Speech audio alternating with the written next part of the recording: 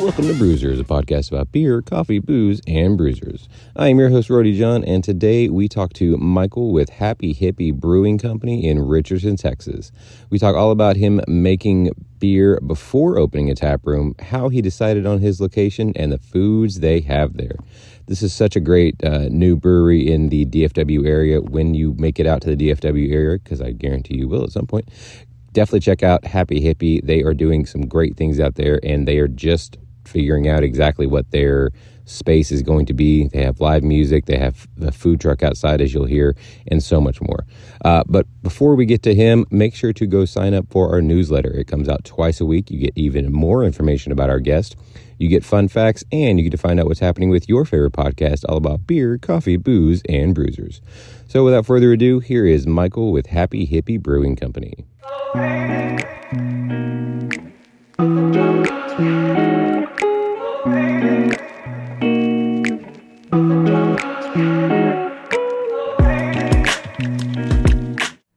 would like to welcome the show Michael with Hippie Brewing Company. How are you doing today, sir? I'm doing great. So this is my first time here. I don't make it to Richardson very much. I'm more of a Fort Worth person, but I do like to check out all the breweries that are here in the Metroplex, which of course it's not getting any smaller, and we're not having a less number of breweries happen. So let's go back to the earliest memory of beer you have.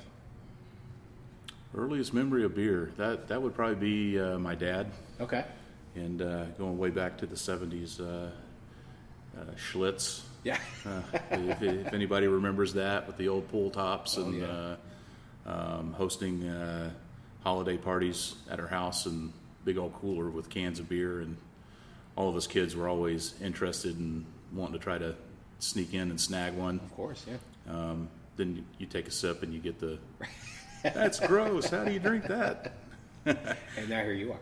And now here we are, yes. Well, I guess growing up, what was your first craft beer that was really kind of your gateway beer as to like, oh, I can get into this, as opposed to like you said, we all have our first sip of beer, like, ooh, gross. Why are people drinking this?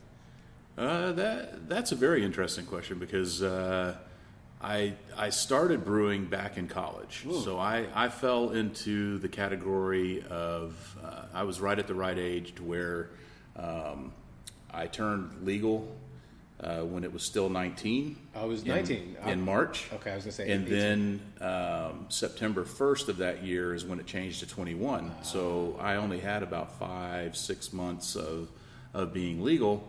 And, back then craft beer wasn't a thing here in the U.S. anyway. And discovered that you didn't have to be 21 to buy the ingredients for beer. And so me and my roommates started to make beer. I guess you would call it craft beer. Depend on how loosely you define craft beer, but for a bunch of college kids, I think we did okay. Our rental house, I went to Texas Tech. We were Red Raiders, nice. and we lived just a block off campus. So whenever there were football games, everybody tended to congregate at our house, tailgate in the front yard, and drink the beer that we made. Right.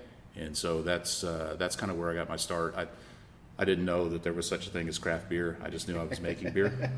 So that was really my first exposure. And then the term craft came into my lexicon just like it did for everybody else here in the U.S. about 10, 12, 15 years ago. So how many bad brews did you go through till you're like, okay, this is actually drinkable and people actually enjoy drinking this? The first 3 batches were pretty disgusting. But you still finished them because you're like, okay. Yeah, well, it was alcohol. True. And nobody was having to pay for it. So in college, that's an important thing. So you tend to put up with things that you normally wouldn't later in life. So anyway, yeah. Now, Lubbock actually didn't go like wet until what, 5 or 6 years, maybe a little longer than that? It was pretty recent, right? It's probably been about 10 years now. I don't know exactly when it happened. It happened after I left. I attended again for grad school, and so the last time I was in school there was 95. I didn't really get back until I had kids, and we took them out there to see football games and whatnot. So yeah, it's been about 10 years. Yeah, we all had fun loading up and driving out to the Strip. Yeah. Yeah. Lubbock's one of the cities I want to make out to. Like, people are like, why? And I was like, well, it's because I want to see Texas Tech. I want to see a game there. The excitement of, like, actual game day. Like, I've been to Fayetteville, and I love game day out there because I have family out there. Just Lubbock's just one of those cities that I just kind of always wanted to visit, and people just don't understand why I want to check it out. Yeah, it's a great atmosphere for both football and basketball games. Yeah, true. So now, you've been making and distributing beer. Well, you said you've been making beer since college, but you've been distributing the beer since 2017, from what I read. But now you actually open your own brewery, a tap room. What kind of took you so long to actually find your own spot? So, bad luck and good luck all at the same time. We formed the company in 2017, and we started immediately looking for space and investors and raising capital, that kind of thing. We were originally going to go in the strip center that's just to our west of our current location, on the other side of Lockwood Distilling. And Lockwood decided to go into the space where they were because they wanted to be next to a brewery. And we had the letter of intent signed there and everything. We were fixing to pull the trigger, and my primary investor, who's out in California, pulled out, and so that fell through. And that was in late 2018, early 2019. Wow.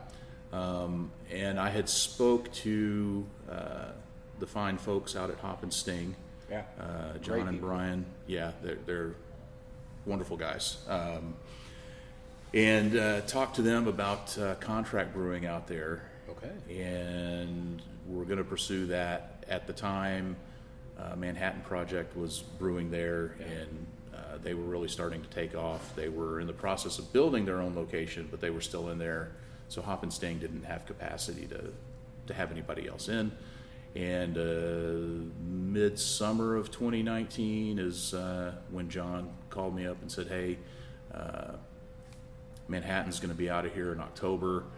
So if you guys want to come on over and start brewing, you can. So we immediately started the licensing process and got everything squared away with TTB and TABC. And we brewed our first batch over there in late December of 2019, and we had a launch party at Guitars and Growlers in Richardson. Oh yeah, I've heard about that. The next to last weekend in February, and we had sold into both of their locations at the time, as well as several Haystacks and the Alamo Draft House here in Richardson. And the day that I was to deliver to Alamo, the manager called me up and said, we're going to have to cancel the order. The health department shut us down. And so everything went dry. Yeah. So we shut down our brewing operations. So did they. We had no way without a tap room to even sell beer to go. So of course. That was the bad luck, good luck. Right. Bad luck that the financing on that thing fell through. Good luck that the financing on that thing fell through, because we would have been ready to open the doors right as everybody shut down, and we would have had no way to generate revenue. So that was fortunate for us. Yeah. If you're a person of faith, I guess you can file that under the God works in mysterious ways. And so we just kept at it. John and Brian at Hop and Sting were awesome, helping us transition from kind of the home brewing configuration to learning how to step things up to a professional level on larger equipment and all of that. That was awesome. Teaching us the processes on how to clean and sanitize all the equipment and everything. So it was a big help, even though it wasn't profitable for us. Of course. We've lost money every year we've been in operation so far, but the learning without really losing your ass financially was invaluable. Right. So, I can't thank those guys enough for that. And then we were looking around. They've grown. They didn't have capacity for people, and my contract was coming up, and so we didn't renew. I landed out at Hemisphere Oh yeah. only to have them close down Yeah. as well. But we had already signed the lease on this place Nice. and was starting construction and everything. So, it's all worked out. Yeah. This location was the location that I wanted 10 or 12 years ago when I had this vision of opening a brewery. And unfortunately, it was already leased. It was some call center for a medical billing and coding company called TNT. But they bugged out several years ago, and it opened back up, and so we jumped at the opportunity. It's a little bit scary because we are in a premium rent district, which is not very common for breweries since they're manufacturing, and we're banking on the fact that location matters, and it's going to keep the tap room full for us. Oh, of course. So, and as long as that happens, we'll be okay. Yeah. I mean, you're right off the highway. You have a fantastic name that people are probably going to be interested in wanting to check out. Your place is magnificent and massive also. Like, there's a lot of room to grow in here, and it looks like you got a good room for a stage over there. And then we're in the event center right now, which is pretty big itself. So I think you're going to be just okay. Yeah. Yeah. And like you said, you're right next to a distillery as well. We are. There's right next to a amazing distillery. Restaurants on the other side of it. So There are, and we have an amazing food truck. We don't operate it; somebody else does. But they've got a former executive chef that's helped plan their menu, and their food truck is, for anybody that shows up, you'll say, "Wow, that's the biggest food truck I've ever seen." Well, it has a full kitchen in it. wow. I think they picked it up. I can't remember what restaurant chain they bought it off of. One of the Italian chains. It might have been a Maggiano's or something, but it was capable of cooking that entire menu. So they can do anything in there. So in addition to serving the tap room, when we have events, parties, wedding receptions, whatever it is in this space, they have the ability to design a custom menu and cater out of the truck as well. That's so amazing. Now, how did they come into your life? The proprietors of that own an establishment known as Guitars and Growlers, Oh, there we go. and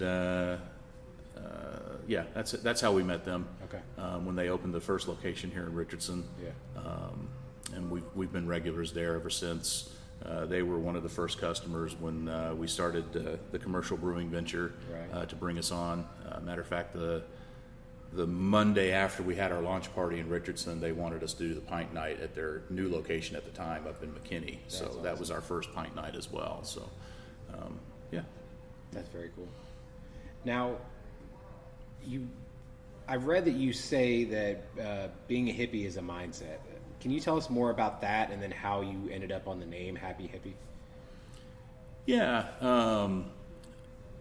By being a mindset, it's a regardless of what your views and philosophies are, you have a capacity for tolerance, understanding, and lack of judgment for those that may have a different viewpoint or philosophy. Right. And that to me is the hippie mindset. That's how I define the easygoingness of the hippie. It's not that they all think alike politically, religiously, or anything like that, but they're okay with you being you Yeah. and them being them, right? And so that's what we're going for here. That's awesome. What was the second part of your question? You're good. How did you end up on the name Happy Hippie? Oh, that was kind of funny. I was on a business trip, and I was out in L.A. in the hotel, and when we decided to finally get this thing off the ground in 2017, and I had actually seen that Dead and Company was playing out in the Bay Area